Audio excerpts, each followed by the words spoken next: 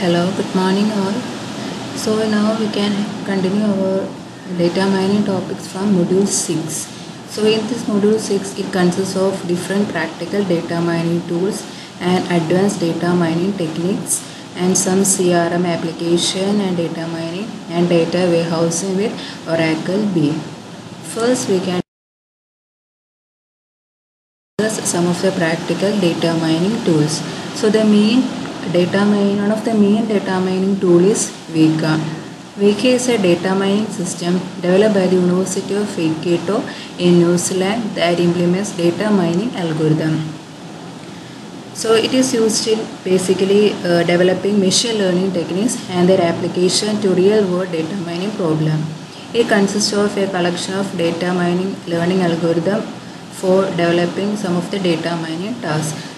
So this algorithm can be either applied directly to a data set or called from your own Java.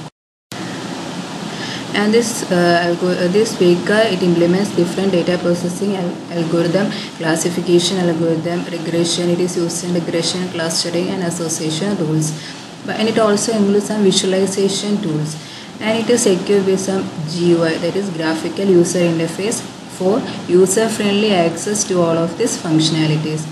The new machine learning scheme can also be developed with this page. So Vika, it is an open source software that is issued under the GNU, that is General Public License, and it is portable and it is developed in Java and it is platform independent.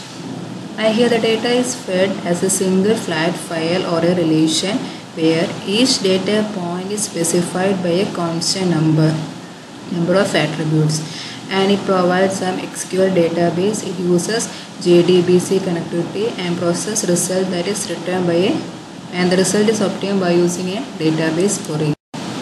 So this is actually the main screen for this Vika GUI.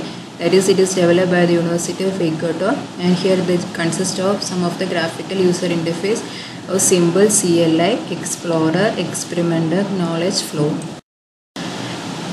And that is a main screen for Vika. So the Symbol CLI means Symbol Command Line Interface. It allows the direct execution of Vika commands.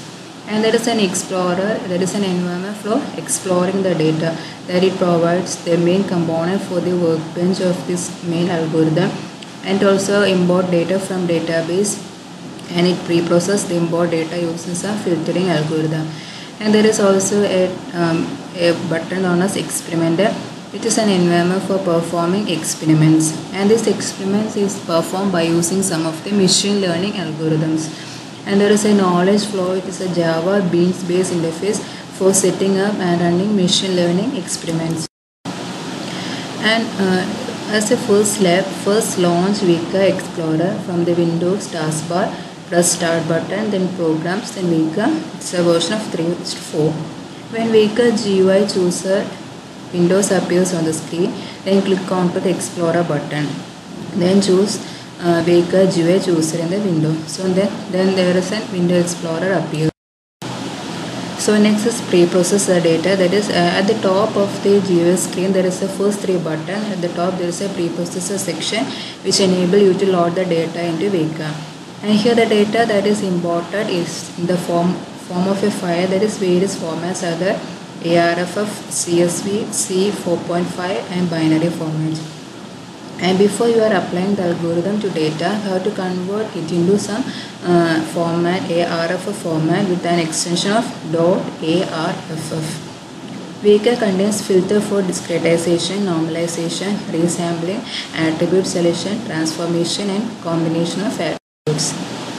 So this is a Vika Explorer, and so there is a preprocessor, and so you have to click on the preprocessor, and it is used for some classification. If you are using classification, then the classify button can be clicked, and for this preprocessor it consists of discretization and all the formats. So it mainly uses .ARFF format. Next step is building a classifier. So classifier in a Vika models for predicting nominal or numeric quantities. That is, they are mainly used for providing decision trees and list and it also support vector machine, multi-layer persistence, logistic regression, and Bayesian networks, and all this they are using these classifiers. So method classifier include bagging, boosting, stacking, and error correction output codes, and local weighted learning. And so mainly we are using C4.5 classifier algorithm for classification, and click on the choose button in the classifier box just below the tabs and select C4.5 classifier algorithm. Before you run the classification algorithm, you need to set up the test option. Yes, so test the options in the test option box. Identify what is included into the output. In the classifier evaluation option, make sure that the following options are checked. And then next is a visualization of result. So when the training set is complete, the classifier output area on the right panel of classify window is filled with text describing the result of training and testing. So the result can be visualized in the tree format. It also lets you to visualize if there is any error occur. It also lists a corresponding error. So while building a classification, we are building the classifiers. Once you have a data loaded, all the tabs are available to you. Click on to the classify tab. So classify window comes onto the screen. Then you can start analyzing the data by using some algorithm. So the main classification algorithm is C4.5 algorithm, make implementation of decision tree learner. And the data format is of the file. Suppose for example, if it's of the file where the .arff should be the main extension format. Since C4.5 algorithm can handle numeric attributes in contrast to ID3 algorithm, from which the main algorithm we are using is C4.5. Before you start this exercise, make sure you have filters in preprocessor window.